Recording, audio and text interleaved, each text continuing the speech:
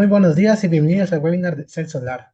Me presento, mi nombre es Juan Flores, soy coordinador de marketing y diseño en Cel Solar y les agradezco mucho que nos acompañen el día de hoy. El tema de esta sesión es cómo proteger los sistemas fotovoltaicos contra picos eléctricos y estará a cargo de Marco Castro, gerente comercial de Latinoamérica. Bienvenido, Marco. Al final de la charla tenemos un espacio de 10-15 minutos para responder sus preguntas. Pueden dejar sus dudas en el chat y con mucho gusto les vamos respondiendo durante la sesión y al final el ingeniero Marco Castro nos hará el favor de responder algunas preguntas que hayan quedado. Eh, Les agradecemos su tiempo y participación. Bueno, pues comenzamos. Vale, perfecto. Muy buenos días tengan todos. Por favor, alguien que me confirme si se escucha bien y se ve mi pantalla.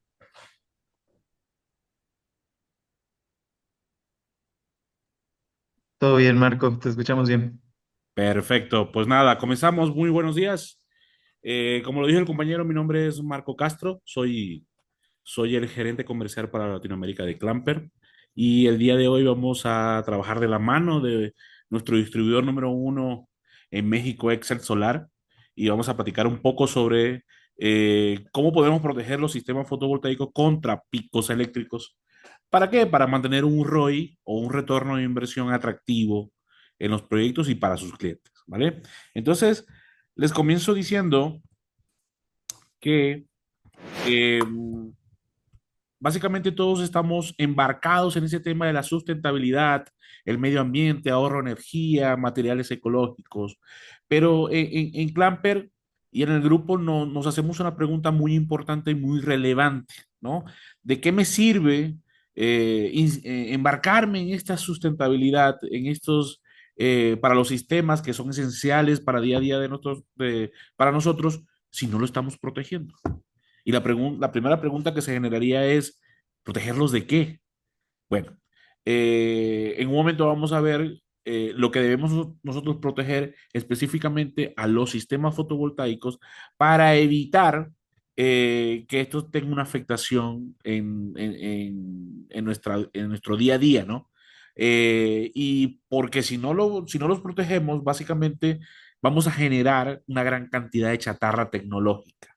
Entonces, esto afectaría de alguna manera ese ciclo de sustentabilidad o embarcarnos en esta ola de sustentabilidad eh, afectaría en gran medida por esta chatarra tecnológica, ¿no? Ya hay números, ya hay estadísticas en función de cuánta chatarra estamos generando. Antes eran los neumáticos, ¿no? Las llantas de los vehículos y cómo ha tenido su tratamiento para un menor impacto al medio ambiente. Bueno, ahora tenemos el problema de esta chatarra tecnológica que tiene una serie de componentes que son contaminantes al medio ambiente, además de la parte visual y de la parte de espacio que nos genera, ¿no? Entonces, para nosotros es muy importante el tema de la protección. Entonces, vamos a platicar un poco el día de hoy sobre la protección contra picos eléctricos en el sistema fotovoltaico. Lo vamos a dirigir al sistema fotovoltaico. Y se genera una siguiente pregunta que es muy importante. ¿Esto es una obligación o es una necesidad? A lo largo de esta plática vamos a poder responder esta pregunta ya con un poco más de criterio, generando entonces una segunda pregunta. ¿Y de qué debemos proteger a los sistemas fotovoltaicos?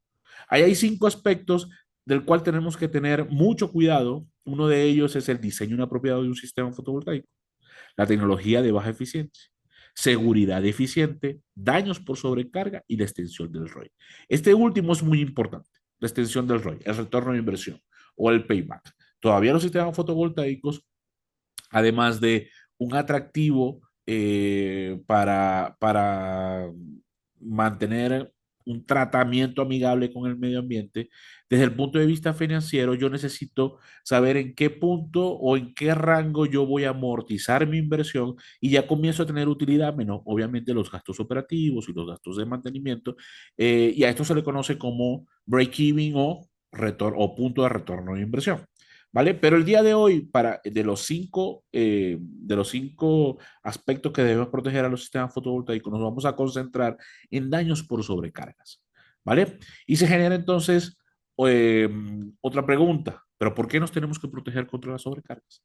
Lo primero que debemos entender es que las sobrecargas son una de las alteraciones más comunes en instalaciones eléctricas, pero ojo, también en la parte de telecomunicaciones, ¿vale? Ya hay sistemas de telecomunicaciones, estas torres grandes de transmisores de datos que se alimentan a través de sistemas fotovoltaicos y se pueden ver afectados en gran medida por picos eléctricos. ¿Vale? Incluso el área de telecomunicaciones se considera como seguridad de Estado, porque ya interrumpir o afectar las comunicaciones de un punto a otro o de una zona a otra es crítico para cualquier acción correctiva, preventiva o de socorro, etcétera, etcétera. ¿Vale? Entonces, si nosotros de alguna manera podemos ver una gráfica básica de lo que es la tensión versus el tiempo, vamos a ver en corriente alterna, vamos a ver la tensión normal, vamos a ver la subtensión, la sobretensión, la interrupción de energía no la vemos, pero la percibimos. Vamos a ver armónicos, vamos a ver interferencias electromagnéticas. Estas alteraciones en rojo se conocen como sobretensiones temporales. ¿Ok? Esto es muy importante identificar. Pero también vamos a ver este señor que está acá, que es el pico eléctrico. ¿Ok? A esto se le conoce como una sobretensión transitoria. ¿Ok? Y vemos una gran diferencia, sobre todo en la magnitud, en qué tan alto es en términos de voltaje. Aquí estamos hablando en decenas de kilovolt o en kilovolt. Entonces, la primera diferencia que vemos es que su magnitud es mucho más alta, ¿ok? Y, muy importante, ocurre muy rápido. Ocurre en el orden de los microsegundos, ¿ok? Hay formas de onda, que es un dato muy, muy específico y muy técnico, donde estamos hablando de microsegundos, mientras que una sobretensión en régimen temporal se puede ver acotado en el tiempo 1 segundo, 10 segundos, 1 minuto, 2 horas, etcétera. Se ve más alargada en el tiempo. El pico eléctrico es un impulso muy rápido en términos de los microsegundos y por lo tanto necesitamos dispositivos que puedan reaccionar con esa velocidad y esa capacidad, ¿vale? Entonces, ahora, ¿qué tanto ocurre esto en la red eléctrica, bien sea en sistemas fotovoltaicos, en red convencional de distribución, en sistemas aislados, en generación distribuida? Bueno, nada más y nada menos que representa el 88% de las alteraciones de todos los sistemas eléctricos. ¿Vale? Esto está medido a nivel del continente americano, parte de Europa y Asia. ¿Ok? Y apenas el 11% es la subtensión y la sobretensión. El 1% apenas es la caída de tensión. Ahora, ¿qué lo origina? Bueno, básicamente todos creemos que los picos eléctricos o las sobretensiones transitorias son originadas por descargas atmosféricas, por rayos.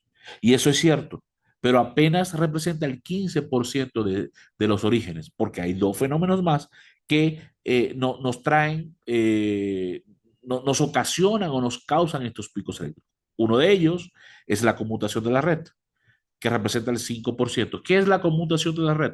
Cuando se va la energía y vuelve, tengo un pico eléctrico. Ah, ya me está cayendo el 20. Ya no solamente son las descargas atmosféricas. Ahora tengo mayor probabilidad de que se me vaya la energía, dependiendo de la región o la zona donde estamos. Y cuando vuelve, indudablemente tenemos una sobretensión transitoria, tenemos un pico eléctrico. Y el otro, el de mayor frecuencia, es el encendido de grandes motores. ¿Ok? Imagínense un elevador. Ese elevador cuando entra en carga genera sobretensiones por inducción, sobretensiones transitorias por inducción. Y esto son conocidos básicamente como picos eléctricos. Entonces, ¿cuántos elevadores no hay en las grandes ciudades? ¿No? Que contienen motores o en la industria. O sea, imagínense a un Nestlé que tiene 18 skits de bombas y cada skit tiene 14 bombas y cada bomba son gobernadas por motores y servomotores que entran y salen para dar un flujo muy específico de materiales para hacer un producto. Entonces tengo una gran cantidad de generación de picos eléctricos en una industria de este tipo. ¿Ok? Eso no quiere decir que ellos no estén protegidos, por supuesto que están protegidos, sabemos de proyectos con ellos, pero básicamente lo que les quiero decir es que no solamente las descargas atmosféricas, no solamente los rayos me generan picos eléctricos, también está el tema de la conmutación de la red y el encendido de motores. ¿Vale? Ahora, Desde el punto de vista de las descargas atmosféricas o de los rayos, hay dos tipos de descargas. Las descargas directas, que como su nombre lo dice, cae directamente sobre el tendido eléctrico, el sistema fotovoltaico, la nave, la casa, etcétera, de manera muy directa, en el barco, en los aviones, etcétera. Y no les tengo que decir lo catastrófico que esto ocasiona, eh, sí, amerita, ocasiona este evento, ¿no? El menor de tus problemas en este caso son los picos eléctricos, pero cuando cae en un sistema de tendido eléctrico hacia las afuera, eso se transmite a través de toda la red y tiene una intensidad y una forma de onda en específico del cual necesitamos una protección muy dedicada, muy específica y muy especializada. Y están las descargas directas, las descargas indirectas. Las descargas indirectas, como su nombre lo dice, pueden caer adyacente al sistema eléctrico, al tendido eléctrico, a la nave, al sistema fotovoltaico, y con un radio de hasta 5 kilómetros nos podemos ver afectados por inducción electromagnética. Imagínense, cuando hay explosiones en el Sol, las telecomunicaciones aquí en la Tierra se vuelven locas, ¿no? Comenzamos a tener deficiencia en el servicio, etcétera, etcétera. Lo mismo sucede con un rayo, pero un poco más acotado. Tenemos un radio de hasta 5 kilómetros, la literatura y la parte empírica nos dice que tenemos un radio de hasta 5 kilómetros para que todos los sistemas eléctricos, incluidos los sistemas fotovoltaicos, conectados a la red por generación distribuida o híbridos o aislados, se pueden ver afectados por sobretensiones transitorias generadas por estos rayos. Esto va a meritar que la protección sea o clase 1 para descargas directas o clase 2 para descargas indirectas. ¿Vale? Esto que es acá es un mapa ceráunico o un mapa isoceráunico, ¿ok? Que básicamente lo que me identifica es la cantidad de descargas atmosféricas o rayos por kilómetro cuadrado al año.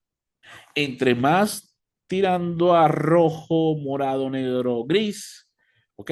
Es donde tengo mayor incidencia de descargas atmosféricas y podemos ver cómo México y Centroamérica, ¿ok?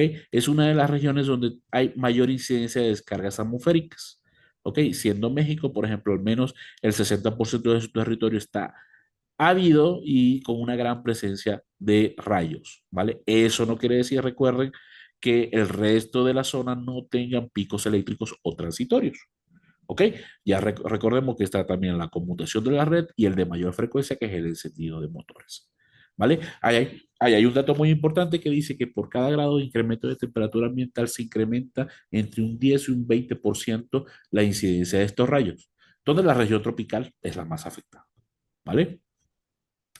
Se estima, por ejemplo, para México, se estima que caen alrededor de 22 millones de rayos al año. Esto no es cualquier cosa.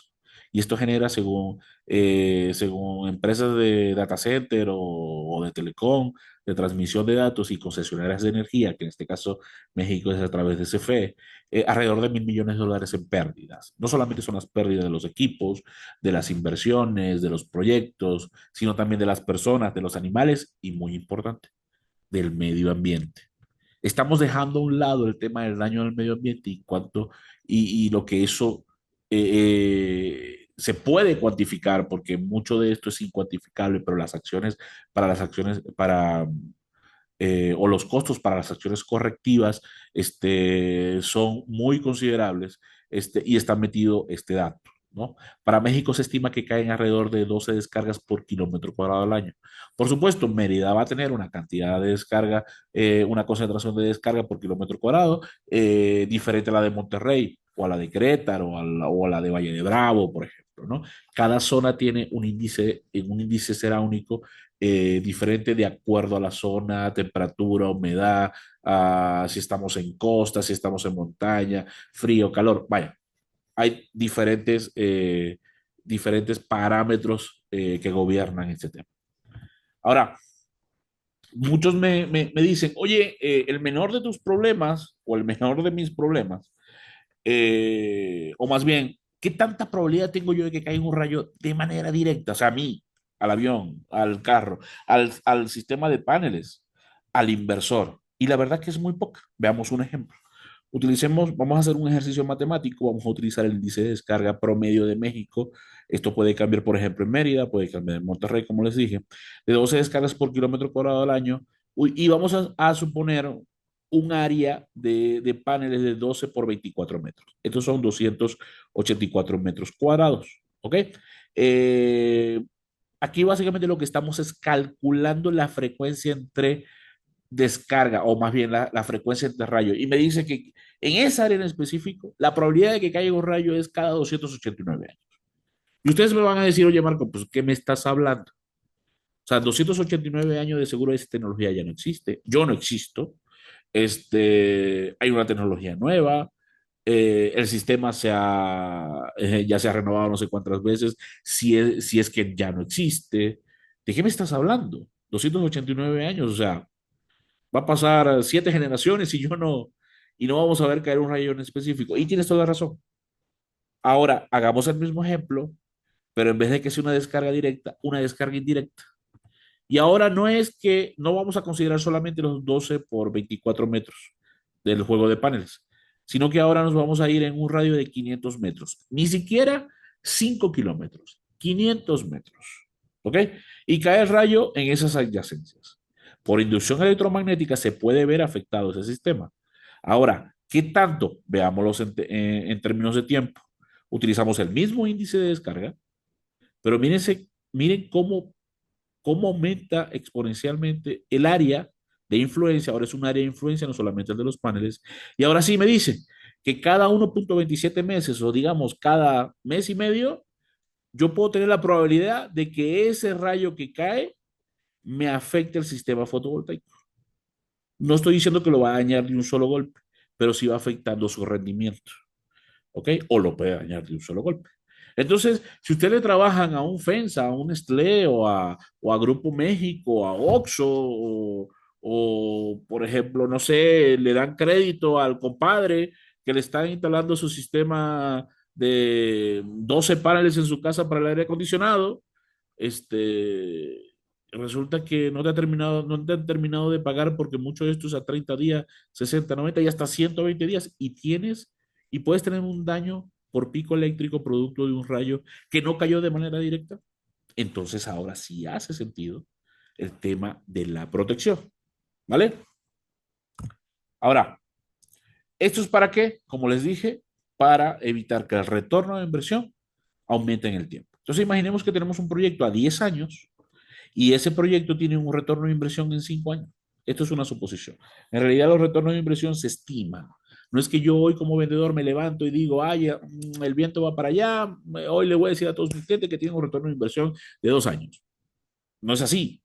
O sea, yo tengo que ver el perfil de consumo del cliente y tengo que ver si tiene una expansión. Tengo que ver si mañana quiere poner un aire acondicionado que hoy no tiene. O sea, tengo que ver una serie de aspectos para yo poder decir, ah, bueno, según tu perfil de consumo presente y a futuro, necesitas invertir tanto y te vas a ahorrar tanto, por lo tanto, tu retorno de inversión está aquí. ¿Ok? Pero ¿qué pasa si se estima ese retorno de inversión en 5 años y en el mes 18 hay un daño por un pico eléctrico producto de un rayo, por ejemplo, ¿no? Que ya dijimos que es apenas el 15% de los orígenes, ¿vale? Ese punto de equilibrio o ese retorno de inversión se traslada en el tiempo y deja de ser atractivo. A lo mejor no es tanta afectación para el compadre o para un cliente pequeño, pero ya para clientes grandes financieramente es un problema, ¿vale? Aunque yo soy de los que creo que no hay clientes pequeños, siguen siendo un problema y a nadie le gusta, no sé, comprar un auto y que resulta que a los 6 meses las llantas se desgastaron, ¿no? Cuando están diseñados para durar 4 años, por decir algo. Entonces, el retorno de inversión es un aspecto que nosotros tenemos que tener en cuenta y tenemos que cuidarlo. Y en este caso, nosotros hacemos ver cuáles son los fenómenos que pueden afectar ese retorno de inversión. Ya lo estamos diciendo, los picos eléctricos o las sobretensiones transitorias, para que los proyectos se mantengan atractivos.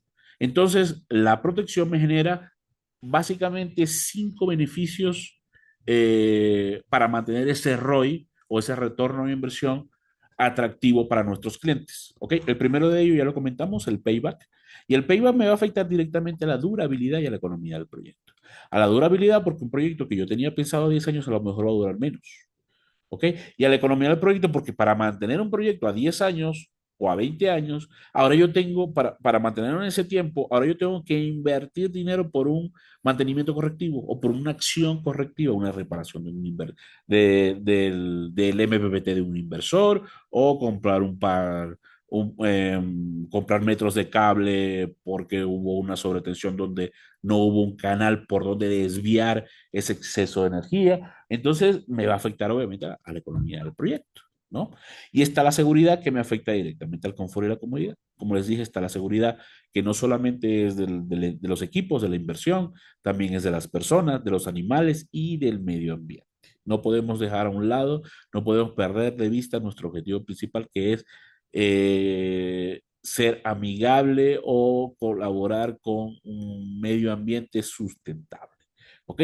Y el confort y la comodidad, y la mayoría me dice, oye, pero el menor de tus problemas es el confort y la comodidad. Si tienes un pico eléctrico, se te dañó el sistema y pues, yo no pienso estar cómodo, más bien estoy incómodo. Bueno, precisamente, el hecho de que yo esté protegido contra sobrecargas, específicamente contra picos eléctricos, me va a ayudar en el tema de la comodidad, porque imagínense en Mérida o en Monterrey, en pleno verano, a las 3 de la mañana se daña el aire acondicionado del gerente de producción de una embotelladora, ya a las 4 se está levantando malhumorado, no descansó bien, eso lo transmite a su equipo de trabajo y comienzan a ver, se presenta estrés laboral, comienzan a ver botellas partidas, líquido derramado, gente que se resbala, se lesiona y todo tuvo que ver con un tema de falta de protección. Por eso es que uno de los beneficios es mantener el confort y la comodidad para concentrarnos en otras cosas a las cuales nos dedicamos. ¿Vale? Entonces ahí están 5 beneficios básicos para el tema de la protección contra sobrecargas. Ahora, ya les dije cómo tenemos que protegernos, o más bien, les dije de qué tenemos que protegernos esencialmente: picos eléctricos, qué tanto ocurre, cómo se originan, cuáles son mis beneficios y el por qué, para mantener un retorno de inversión atractivo en nuestros proyectos. Ahora les voy a decir cómo nos vamos a proteger. Hay un dispositivo que se llama dispositivo de protección contra rayos y sobretensiones eléctricas. Todos los conocemos como supresores de picos. Su acrónimo oficial en español es DPS, Dispositivo de Protección contra Sobretensión. Su acrónimo oficial internacional. O SPD, Source Protecting Device, en inglés. En México lo conocemos como supresores de sobretensiones transitorias. Ese es un nombre oficial según la NO 001 CD del 2012. SSTT. Esto es muy importante porque la gente cree que no tenemos normativa en este sentido y ahorita más adelante les explico el por qué creen que no tenemos normativa en este sentido. Antes de decirles cómo funciona, les muestro un video de una simulación en el laboratorio de Clamper en Brasil, donde se inyecta un pico eléctrico de 12 kA y 14 kV a un foco monofásico. Esto es lo que sucede, ¿vale? Y esto es a 110. Imagínense la electrónica de un inversor, que ya estamos hablando en corriente directa, recibe corriente directa, la electrónica de 24 volt interna es catastrófica, ¿no? Claro, aquí estamos haciendo una simulación sin restricciones, sin derivaciones, pero de manera muy directa esto es lo que sucede con un foco. Si hacemos el mismo experimento, pero ahora colocando un supresor en paralelo a la carga, ¿ok? Vamos a ver un destello, ¿ok? Ahí está el pico eléctrico y ya el supresor drenó o desvió más bien el exceso de energía a través de un sistema de tierra, ¿ok? O un neutro aterrizado. ¿Vale? Pero él necesita un canal para derivar, para desviar el exceso de energía. Eso no quiere decir que parte del pico no pase al foco, para eso ya hay estándares, pero este foco tiene una soportabilidad. Entonces, si lo vemos desde el punto de vista esquemático, el supresor, su estado normal es abierto y cuando ocurre una alteración, el supresor cierra su circuito. ¿Ok? Esa alteración, ¿cómo lo detecta? A través de un elemento sensor. Y básicamente hay muchas tecnologías, pero una de las tecnologías es el varistor de óxido metálico, que al aumentar la tensión baja su resistencia. Y él, al bajar su resistencia, él es un canal más idóneo para drenar la energía. Todos los equipos tienen un valor de soportabilidad y hay un umbral en el cual el supresor cierra el circuito. A esto se le conoce como nivel de protección o UP. Por lo tanto, ese UP tiene que estar debajo de ese valor de soportabilidad. Este es el valor correcto para seleccionar. Hay gente que dice, pues que yo tengo un supresor de 200 kiloamperes. Y yo le digo, chido, qué bueno. Es importante, sí, pero no es lo más importante para seleccionar. Lo más importante para seleccionar es que esta UP esté lo más bajo posible. Por ejemplo, para los inversores, de los inversores más vendidos en México, el de 1000 volt o el de 600 volt. El de 600 volt para residencial es uno de los más vendidos, ¿no? Y él tiene una soportabilidad de 4 kilovolt como impulso. Bueno, los supresores tienen que tener un UP por debajo de 4 kilovolt para que se accionen antes de que se dañe, en este caso, los inversores. Ese es el verdadero valor para seleccionar. Entonces te pueden llegar muy rimbombante y decir, yo tengo 200 kiloamperes. Sí, qué chido, tienes suficiente capacidad, pero tu punto de reacción, tu punto de quiebre, ¿dónde está? ¿Qué te dice la norma? ¿No? Entonces, esos son datos en realidad que me dan la eficiencia en la selección. Pero bueno, ese es otro tema. En otro momento ya vemos tema de selección, pero es importante que lo sepamos. Entonces, el supresor está destinado a alimentar las sobretensiones transitorias y desviar las corrientes excedentes. Eso es lo que hace un supresor. El supresor cierra y abre en función de los eventos. No es como un termomagnético, una pastilla o un breaker que se bota y tengo que ir a restituirlo. No, el supresor cierra y abre su circuito en función del evento que se le presente. ¿Vale? Pasemos entonces a ver, ya vimos qué son, cómo se originan, qué tanto ocurren, cómo nos podemos proteger y pasemos a los criterios para la protección en el sistema fotovoltaico. Básicamente son cuatro, ¿ok? Pero esto está muy enfocado a la parte de protección.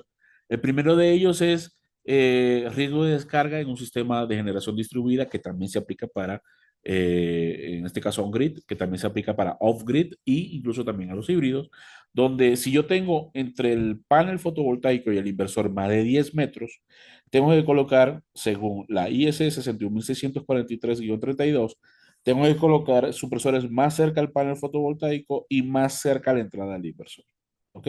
Eso es una recomendación bastante sana para los sistemas. ¿Qué es lo que se hace en México?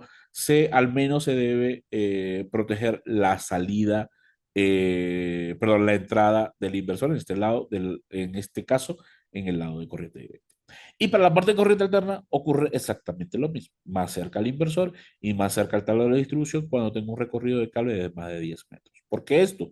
Porque después de 10 metros ese recorrido de cable se puede convertir en una inductancia y me puede magnificar una sobretensión por inducción. O sea, puede captar esa sobretensión por inducción y me la puede amplificar. Entonces, aguas abajo o en cualquiera de los destinos, bien sea aguas arriba o aguas abajo, se pueden ver afectadas por inducción. ¿Okay? Entonces, el hecho de que yo coloque aquí en la salida no quiere decir que la tele, la lavadora, el refrigerador o una máquina CNC o un data center ya esté protegido por el canal o por la vía del sistema fotovoltaico. Recuerden esta regla de los 10 metros. ¿Vale? Lo mismo sucede para sistemas aislados y sistemas híbridos. ¿Vale? Hay otro criterio. Perdón, hoy vamos a ver tres criterios, porque el primero es de dos partes, tanto para generación distribuida como para aislados y para sistemas híbridos. Está el otro criterio que es el riesgo de descarga directa. Hay proyectos donde yo tengo la necesidad de instalar sistemas de pararrayos. Hay un analista de riesgo para descargas atmosféricas que es el que recomienda o no la instalación de sistemas de pararrayos. Estos sistemas de pararrayos lo que buscan es captar esos rayos y conducir esa energía a través del sistema de tierra y poder drenar ese exceso de energía. Pero hay un aspecto muy importante que es que si los paneles fotovoltaicos están lo suficientemente separados del sistema de pararrayos, no es necesario equipotencializar la tierra de los paneles con el sistema de pararrayos. ¿Ok? Esto no lo determina Clamper, esto lo determina un analista de riesgo de descargas atmosféricas. Si no hay que equipotencializar, es decir, conectar, darle continuidad, todos los supresores pueden ser clase 1, tanto en corriente directa como en corriente alterna. Pero si ese analista de descargas atmosféricas, además de que ya indicó que hay necesidad de un sistema de pararrayos, también te dice que hay que equipotencializar el sistema de pararrayos con la tierra o con el bastidor de los paneles fotovoltaicos. Entonces ahí todos los supresores van a pasar a ser clase 1 o tienen que pasar a ser clase 1. ¿Por qué? Porque si yo voy a captar un rayo de manera directa, recuerden, clase 1, descarga directa. Entonces, ese sistema de captación de rayos ahora va a estar interconectado con los paneles. Entonces, amerita una protección clase 1. ¿Vale? Entonces, ese es otro de los criterios importantísimos para poder mantener protegido de manera adecuada que me ayuda con el retorno de inversión. Luego, tenemos un criterio que es el que más nos preguntan y nosotros a la final vamos a llegar a una conclusión que lo pudimos hacer más corto, pero les quiero explicar o lo más sano es explicarles el por qué llegamos a esa conclusión. Eh, el tema de la protección interna de los inversores, hablando de los inversores en específico, es cierta. La mayoría de los inversores tienen supresores, el 99%. El que no lo tenga, salgan corriendo porque eso no está cumpliendo ninguna norma internacional. Y cuando hablo de supresores dentro de los inversores, en realidad son varistores que están soldados en su electrónica. ¿Ok? Eso es cierto. En la ficha técnica te lo dice. En el manual no especifica tanto, pero en la ficha técnica te lo dice. Pero hagámosle preguntas de manera figurativa. Ese inversor le decimos, inversor, tú incluyes un DPS, un supresor de picos, un supresor de sobretensiones transitorias como lo indica la norma mexicana. Si la respuesta es no, como les dije, salgan corriendo, ustedes no deberían de comprar ese inversor. Sin embargo, si te quieres arriesgar, bueno, pues necesitas una protección externa. Si la respuesta es sí, excelente, pasamos a la siguiente pregunta. Al menos es clase 2. Y ya les dije, por lo menos por descargas por inducción o descarga o rayos indirectos o descargas indirectas que me generan sobretensiones inductivas, yo necesito por lo menos tener una protección clase 2. Y ni decir si tengo pararrayos, ahí voy a necesitar una protección clase 1. ¿Ok? Pero al menos es clase 2. Si la respuesta es no, necesito una protección externa. ¿Qué tanto ocurre esto? Ahora menos, pero hace 4 años hacia atrás, la mayoría de los inversores estaban clase 3. Todavía hay algunos que son clase 3.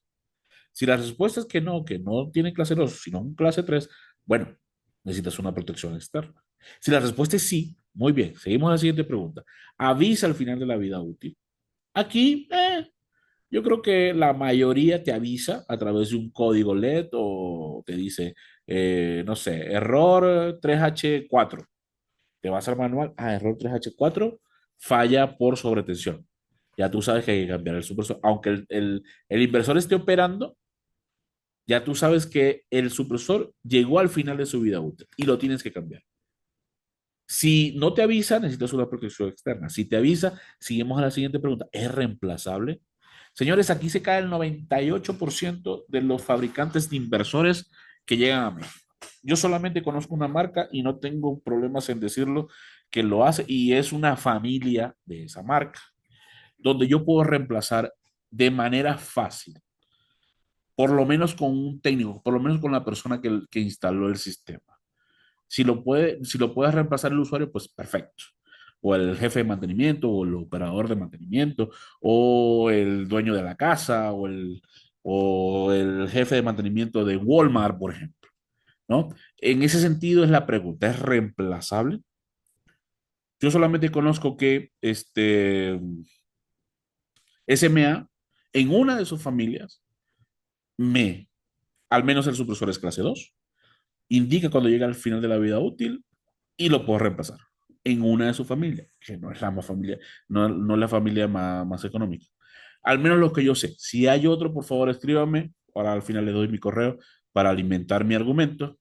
Pero por ejemplo, la marca que ustedes me digan, no sé, es que no me atrevo a, no es quemarlos, nosotros trabajamos muy bien juntos, pero la marca A, que tiene su centro de servicio en, no sé, Ciudad de México, para reemplazar el Baristor, necesito llevar ese inversor a ese centro de servicio. Y me van a cobrar por el cambio del Baristor. En el mejor de los casos solamente se lo va a instalar. Entonces tienes que desinstalar el inversor, ya dejaste de producir, ya perdiste dinero, flete para Ciudad de México, imagínate que estés en Mérida o en Mazatlán, o a lo mejor estás en Ciudad de México, pero necesitas un flete que te lleve el inversor o necesitas a alguien que te lleve el inversor hasta allá, eso es dinero. Te van a cobrar el cambio, es dinero, lo vas a regresar, es dinero. ¿Cuánto dejaste de producir? ¿Ok? La mayoría de los inversores, y no estoy exagerando, al menos lo que yo conozco, 98% no lo puedo reemplazar. Si no lo puedo reemplazar, necesito una protección externa. En el caso de que sí los pueda reemplazar, me puedo estar equivocando, a lo mejor ya hay otros fabricantes de inversores que llegan a México que sí ya lo puede hacer, la tecnología va mucho más rápido de lo que nosotros pensamos o creemos. Si la respuesta es que sí, a pesar de ello, la IEC en la misma norma te pide que tengas una protección externa. Y yo pude haber resumido esto y decirle, ¿sabes qué? Pero la norma te dice que sí y sigamos para adelante. No, en realidad no es así. Perdón. En realidad yo les quería demostrar el por qué la norma llega a esa conclusión. ¿Vale? Entonces, la recomendación es una recomendación, es un criterio de una protección sana, el tener una protección coordinada y externa al inversor. Muchos vendedores te van a decir, no te preocupes por el tema de la sobretensión, de las sobretensiones, los vendedores de inversores. Porque eso ya está cubierto. Mi inversor lo incluye. Y en realidad, Marco, sí, te interrumpo un momento y tenemos unas preguntillas ahí en el chat. sí, adelante. Por ahí nos preguntaban, creo que ya pasó hace un ratillo, pero si todavía tienes pendiente el tema de que, ¿a qué te refieres con equipotenciar? Preguntan por acá. Es básicamente hacer conectar la tierra o el bastidor de los, de los paneles fotovoltaicos. Ya ves que todo el bastidor, todo el frame o el marco de los paneles tiene que estar aterrizados. Bueno, es hacer conectar eh, de manera que potencializada ya es un término muy técnico y hay criterios ahí de resistencia con el sistema de pararrayos, con el sistema de tierra de pararrayos. Eso es equipotencializar. Ok, ¿Vale? excelente. Sí, otra duda por aquí, me parece que ya lo comentaste, pero si lo podemos repetir, ¿el supresor queda inutilizado después de drenar el primer rayo?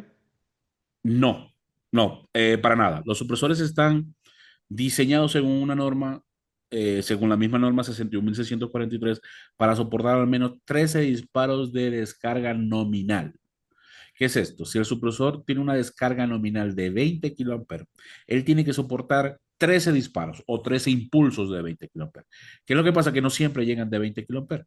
A lo mejor llegan de 8 y ni siquiera he cubierto uno de 20 kiloamperes, ¿no? Entonces, ahora, el que te diga es que este supresor yo te lo garantizo por 5 años, no sabe lo que está hablando. O sea, yo no lo puedo garantizar, yo no doy garantía por operación. Es imposible. Yo no sé cuándo cae un rayo, en qué magnitud cae un rayo y dónde va a caer un rayo. Entonces, a lo mejor un supresor llega al final de la vida útil en 3 días, en 3 noches, ¿no? En plena tormenta. Como a lo mejor te puede durar 30 años. El supresor que yo he visto en México con más tiempo operando es de 9 años. El que yo he visto. Si hay de 9 años, probablemente haya de un poquito más, pero el que yo he visto, en promedio son 5 años, más o menos. Pero también lo he visto de 2 días, ¿eh? O sea, tampoco crean que esos son eventos que son muy impredecibles y hay manera de saber cuándo el supresor llega al final de la vida útil. Ahí hay una ventanita frontal que si está en verde, estoy dentro de la vida útil, si estoy en rojo, quiere decir que ya hay que cambiarlo, hay que reemplazarlo, llegó al final de la vida útil. El supresor no se diseña para dañarse. Esto es como decir que las llantas o los neumáticos de los autos, de los coches, se diseñan para dañarse. No. El neumático tiene un movimiento que genera perdón, el neumático se diseña para amortiguar, mejor agarre, velocidad, etcétera, etcétera, etcétera, y en consecuencia tiene un desgaste, ¿vale?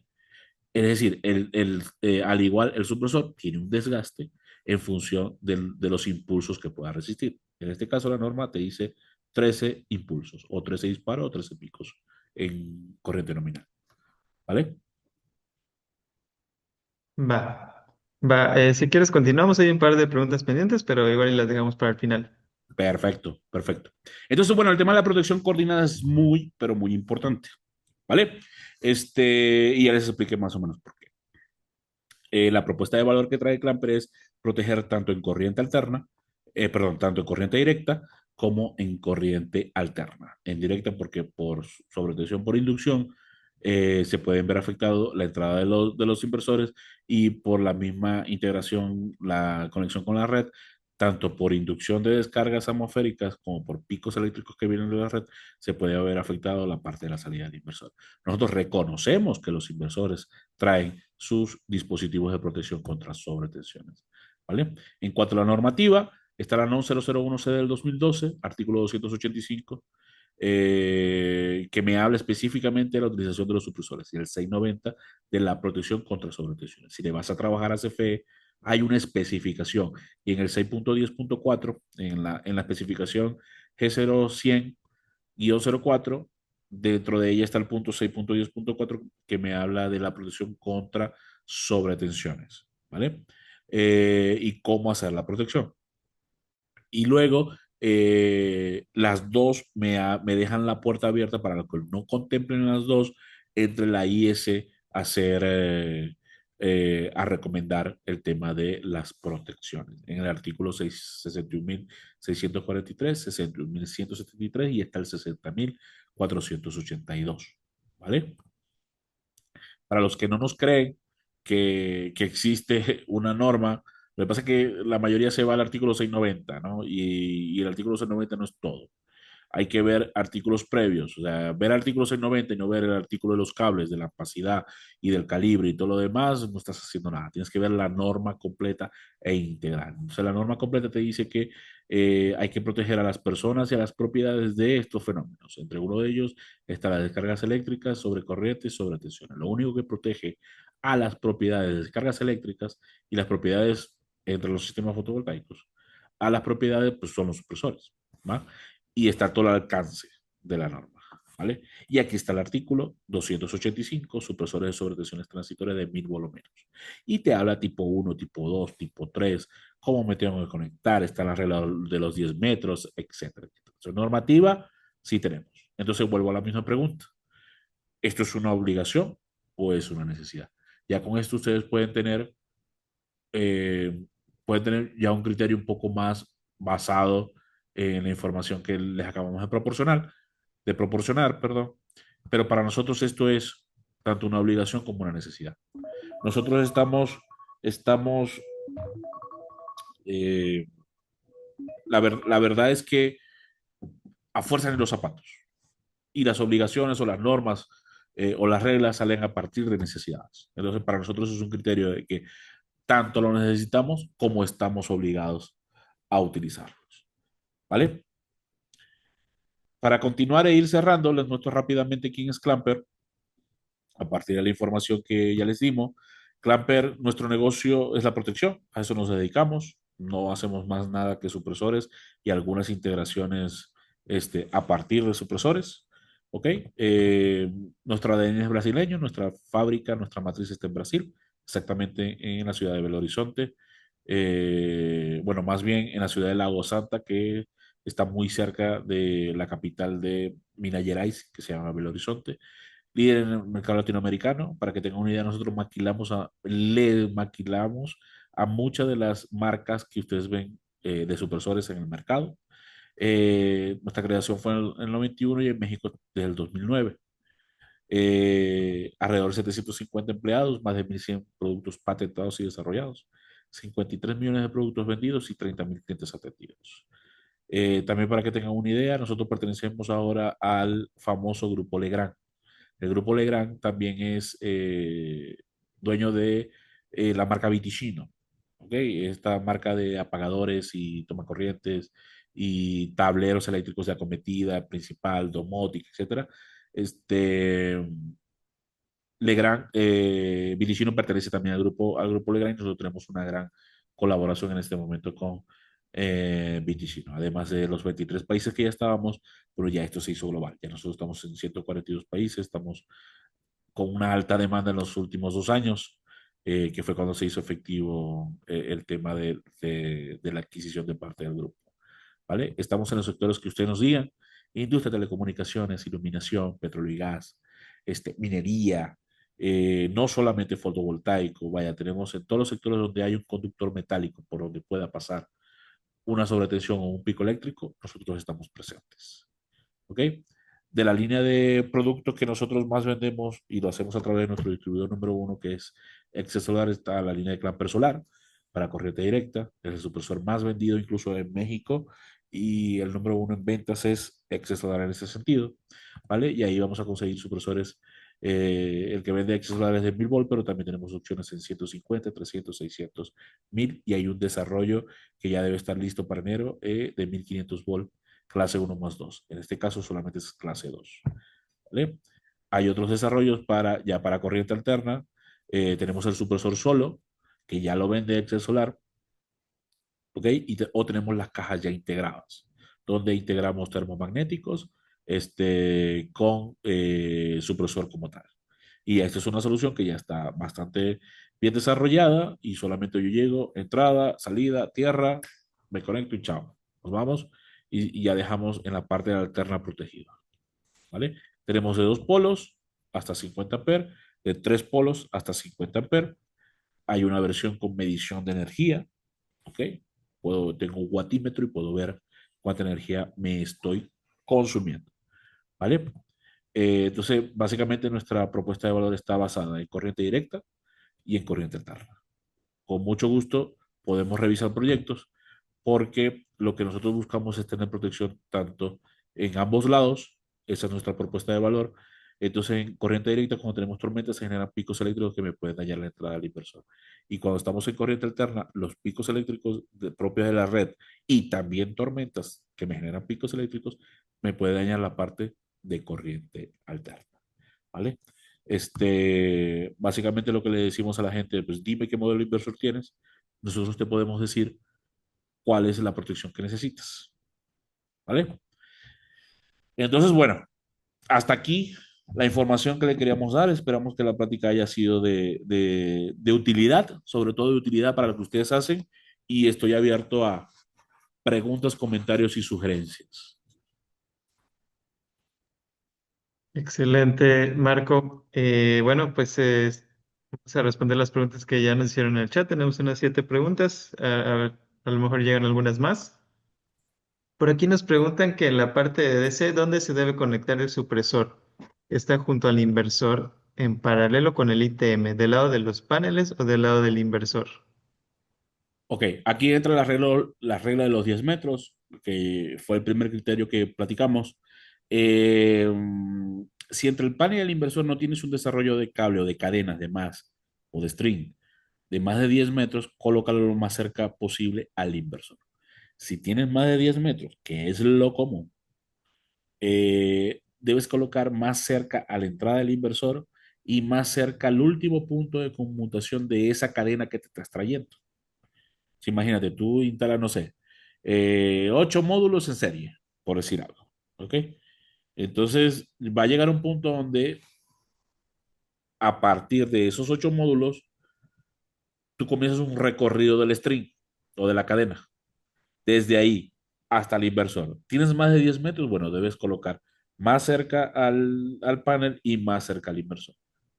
Si no, porque el proyecto no te da y no sé qué, y económicamente y bla, bla, bla, por lo menos más cerca al inversor. En la entrada del inversor, te recomendamos que no sea mayor de 1 metro, ideal 50 centímetros, ¿vale? En paralelo a la carga. En efecto, el supresor se debe conectar en paralelo a la carga. ¿sí? Ok, va, excelente.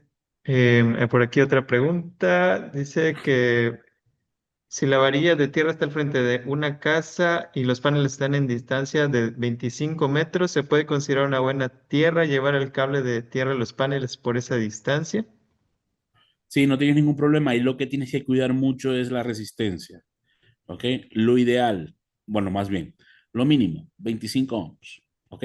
Que cuando tú hagas la conexión, nosotros no somos especialistas en tierra y tendrían que llamar, por ejemplo, a un consorcio a mesa, a un José Ordóñez, que es súper ávido en este tema de los sistemas de tierra, a Andamios y Pararrayos, ellos son especialistas en ese sentido, ¿no? Eh, lo ideal son 5 ohms, lo mínimo son 25 ohms. Lo que hay que cuidar el cálculo de resistencia, ¿vale? Siempre y cuando tú te hagas la conexión eh, de manera equipotencializada, que es cuidar el tema de la resistencia, no tienes tanto problema si estás a 25 a 30 o a 10, ¿no? Tiene que cuidar mucho la resistencia. Ahí entra accesorios, los materiales de los accesorios. La verdad, como te digo, no somos tan especializados, pero mínimo son 25 ohms para que tengas una tierra correcta y te lo pueda probar, en este caso, una unidad verificadora. ¿Vale? Va, perfecto. Otra pregunta por aquí interesante que nos hacen es, un sistema DC, algunos inversores traen los MPPT separados. ¿Es necesario colocar un supresor en cada MPPT o uno para cada sistema? Es uno por cada entrada. Es importante este tema. Un MPPT puede tener una entrada o puede tener dos. Por ejemplo, te doy un ejemplo, el 100 KTL de Huawei, ¿no? Y creo que el Watt en esas cantidades también no trabaja igual. En un MPPT tiene dos entradas, tiene dos positivos, dos negativos. Entonces yo voy a necesitar proteger cada entrada, no cada MPPT. En residencial es común que cada MPPT tenga una sola entrada, entonces por lo tanto necesito uno por MPPT. Pero lo correcto es por cada entrada. Tengo 20 entradas y las 20 entradas las estoy utilizando, las tengo conectadas con cadenas, necesito proteger las 20. Para eso ya hay incluso hay cajas combinadoras, hay Streambox, hay Combiner Box. De hecho, Excel tiene una buena gama de este tipo de Streambox y de Combiner Box. Eh, pero lo ideal no, lo correcto es proteger cada canal por donde puede pasar una sobretensión, ¿vale? Ok, va. Sí, excelente.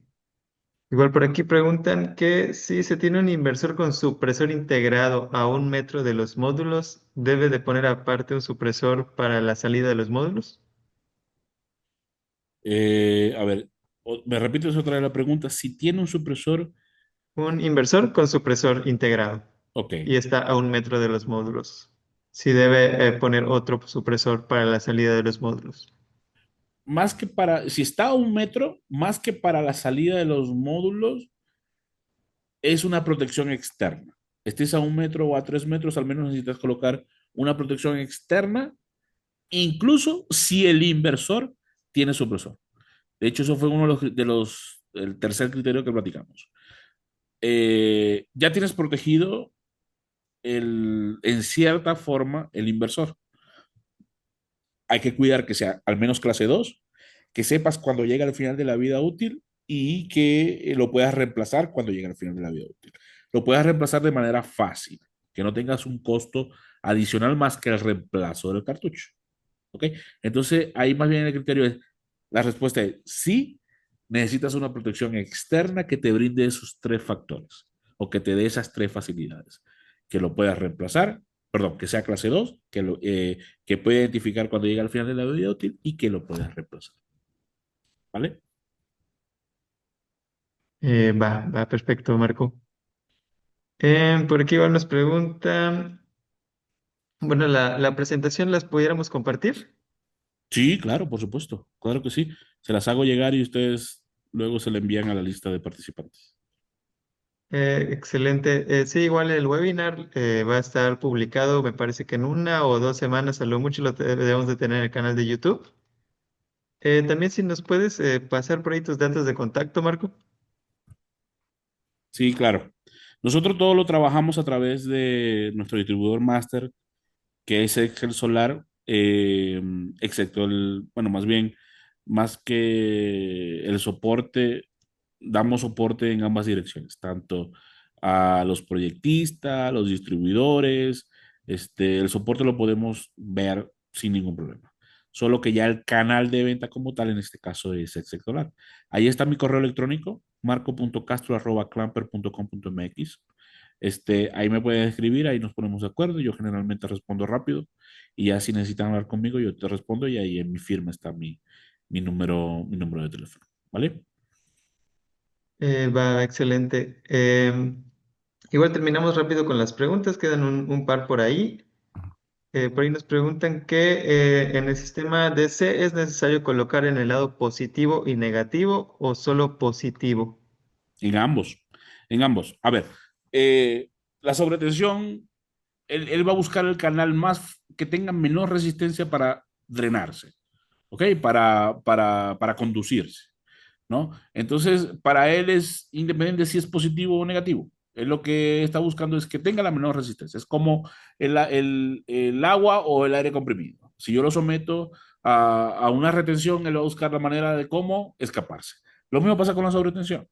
Entonces, a la final, si yo me voy por el negativo, es un conductor metálico con cierta opacidad por la cual va a drenar cierta cantidad de energía. Ah, que por el positivo tengo mayor resistencia que por el negativo, me voy por el negativo. Puede ser, o viceversa. Eso va a depender de la condición por donde entró la sobretensión.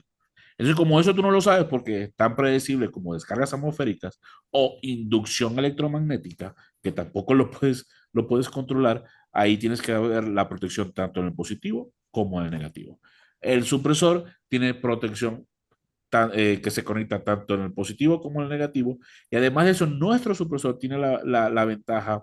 Si ustedes ven, nuestro supresor parece que tuviese tres polos, ¿no? En realidad no es que son tres polos, son dos polos, positivo y negativo, pero tiene tres cartuchos. Porque cuando entra por el positivo, hay un cartucho supresor y tanta cantidad de energía se drena por tierra, pero pasa por un segundo cartucho o por un segundo supresor que termina de drenar el exceso que quedó del primero. Entonces eso es como una doble protección.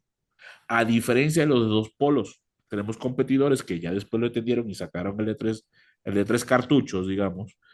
Pero nosotros tenemos esa bondad o tenemos ese diferenciador, esa ventaja con respecto a los otros. Tenemos una doble protección en este supresor de 1000 volts de corriente directa. ¿Sí? Sí, correcto.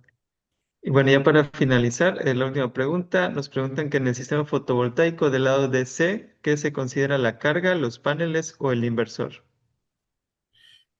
A ver, en un sistema fotovoltaico, ¿qué se considera la carga, los paneles del inversor? Desde el punto de vista de la selección, a ver si entendí bien la pregunta. Desde el punto de vista de la selección, yo considero la carga. O sea, yo necesito considerar, bueno, si voy a 589 volt, por ejemplo, ¿no? Muy típico de un residencial medio. Entonces, yo selecciono el de 600 volt, el supresor de 600 volt. Ah, que estoy a 900 volt, utilizo o a 713, por ejemplo, pues ya selecciono el de 1000 volt. Entonces, lo que yo estoy seleccionando ahí es la tensión. Como estoy en paralelo a la carga y el supresor está en circuito abierto, el supresor no está absorbiendo la carga de manera directa, sino que él detecta la elevación de la tensión como un transitorio y drena el exceso de energía. Pero yo me puedo estar trayendo 20 amperes o 400 amperes y para el supresor es indiferente. Él lo que va a detectar es un aumento de tensión. Por eso es que yo veo del lado de la carga la tensión. Eh, para llegar, para trabajar, puedo utilizar lo máximo que trabaja el inversor, sí, pero hay inversores de 1000 volt que lo utilizo a 400, ¿no? Donde a lo mejor el máximo es 1000, pero su punto óptimo son 550. Ahí puedo seleccionar el de 600 volt. Pero yo no sé si yo mañana puedo utilizar la capacidad máxima. Entonces, la recomendación ahí es irse por la carga máxima o la tensión máxima del inversor, ¿no? Porque si no estaría limitando en el futuro y necesitaría crecer también el supresor, ¿vale? No sé si con eso respondí la pregunta. Ok, sí, Marco, excelente. Y pues bueno, ya llegamos al final del tiempo del webinar. Te agradezco mucho, Marco, por toda la información. Estuvo muy bien, excelente. Igual por ahí comentarles, si tienen alguna otra duda, aquí están los datos de contacto de Marco. Quise poner los míos en el chat, pero no tengo habilitada la función para todos, así que igual si gustan escribirme ahí a mi contacto cristian.lopez@excelsolar.com, Cristian con CHR al principio. Por ahí igual podemos apoyarle con todas las dudas que tengan al respecto. Y pues ya para finalizar, Marco, algunas palabras de cierre que quieras dar. Sí, miren, el tema de la protección, nosotros sabemos que es lo último que ustedes ven cuando estamos en un proyecto y hay veces que hasta cuando ya está instalado el sistema, ¿no? Pero créanme, yo he visto proyectos irse a pique por el tema de la protección. He visto incendios. Cuando una aseguradora entra a hacer porque contrata a un perito para evaluar qué pasó de un incendio, lo primero que te pregunta es dame los certificados de los componentes, ¿no? En el caso de que el perito diga que fue el sistema fotovoltaico, el que fue la fuente de la emisión y el fuego, ¿no? Entonces, mi recomendación fuerte, utilicen la protección, consuman productos certificados, porque se puede traer un lote de Amazon, créanme, eso no está certificado. Puede tener un certificado de origen, pero eso es solamente para demostrar el arancel, más no es la seguridad del producto y para eso se certifica en México, no en el origen. Entonces, que esté certificado y adquiéralo con gente que sepa. Y la gente que sabe de este tema, no solamente de protecciones, sino también de estructura, de inversores, de generación, de nuevas tecnologías, pues es la gente de Excel Solar, ¿no? Entonces, yo muy agradecido. Cualquier cosa, cualquier proyecto, nos podemos integrar a cualquier proyecto de manera discreta y anónima. No me interesa saber quiénes son sus clientes, me interesa saber proyectos, tensiones, cosas técnicas y con mucho gusto drenamos una selección y lo trabajamos a través de Excel Solar. ¿Vale? Muchísimas gracias y muy buen día tengan todos. Excelente, muchísimas gracias igual a todos los asistentes. Juan, por nuestra parte sería todo. No sé si tengas algunas palabras igual de cierre.